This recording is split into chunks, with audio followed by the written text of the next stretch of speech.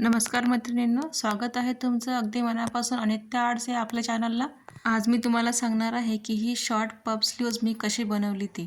तर त्यासाठी मी जो साडीचा कापड आहे तो रुंदीला 6 इंच 6 ते 6.5 इंच घेतलेला आहे।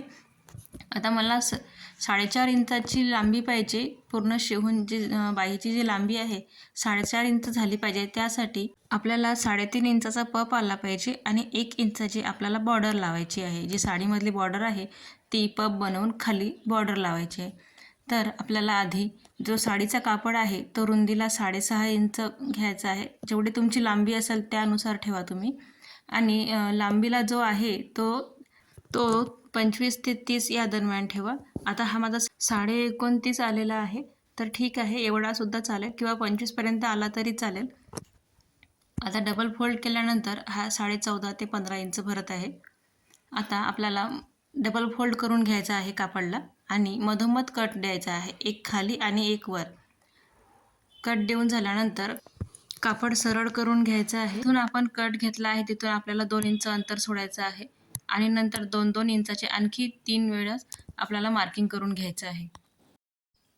आता आपण जे 2 इंचाचं अंतर ठेवून मार्किंग केली आहे तिथून आपण कापड उचलायचं आहे आणि मधोमध जो कट लावला आहे त्यावर आणून ठेवायचं आहे आणि व्यवस्थित पिनअप करून घ्यायचं आहे। प्लेट व्यवस्थित टाकायची आहे।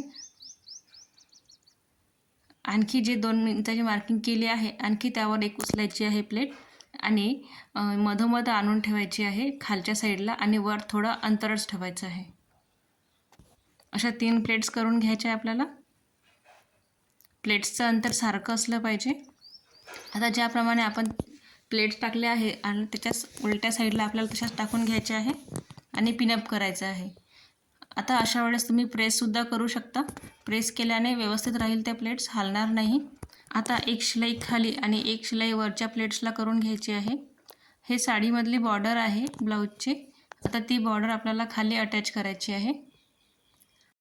अस्तरची जी बाहीची लांबी आहे आपल्याला एवढीच ठेवायची आहे।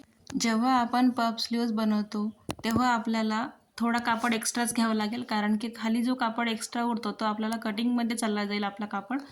त्यासाठी आपल्याला एक्स्ट्राच ठेवायचा आहे आणि सरळ केल्यानंतर आपला जो काठ आहे तो 1 इंचाचा आपल्याला त्याला अटॅच करून घ्यायचा आहे आणि जोही काही एक्स्ट्रा कापड असेल तो कट करून घ्यायचा आहे।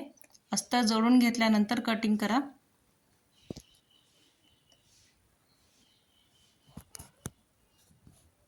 आता आपल्याला जेवढी बाहीची लांबी पाहिजे तेवढी लांबी मार्किंग करून घ्यायची आहे आणि त्याच्या व्यतिरिक्त अर्धा इंच एक्स्ट्रा ठेवायचा आहे, कारण अर्धा इंच आपला वरून आपण जेव्हा शोल्डर अटॅच करू तेव्हा शिलाईमध्ये जाईल।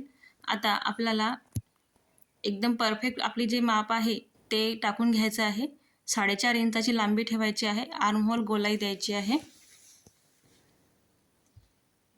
आता आपल्याला जेवढे बाहीची लांबी पाहिजे तेवढं ठेवायचं आहे आणि अर्धा इंच शिलाईसाठी ठेवायचं आहे। आता आपण आर्महोल गोलाई द्यायची आहे। एकाच साईडला द्यायची आहे, फ्रंटला बॅकला जेवढं आपण घेतलं तेवढीच ठेवायची आहे। नॉर्मल बाहीप्रमाणे आता आपल्याला ब्लाऊजला बाही लावून घ्यायची आहे। जी मार्किंग केली ती अगदी शोल्डरच्या मधोमध आली पाहिजे। आता ही माझी बाही लावून झाली आहे। सुंदर दिसते ही शॉर्ट पफ स्लीव्ज। गळासुद्धा खूप सुंदर आहे या ब्लाऊजचा। अशा प्रकारे दिसते ही शॉर्ट स्लीव्ज। आता या स्लीव्जला आणखी सुंदर बनवण्यासाठी मी शो बटन बनवून घेतले आहे। शो बटन लावल्यानंतर आणखी सुंदर दिसेल ते। आपल्याला सुई धाग्याने शो बटन शिवून घ्यायचे आहे। व्हिडिओ आवडला असेल तर नक्कीच लाईक करा, शेअर करा आणि सबस्क्राईब करा।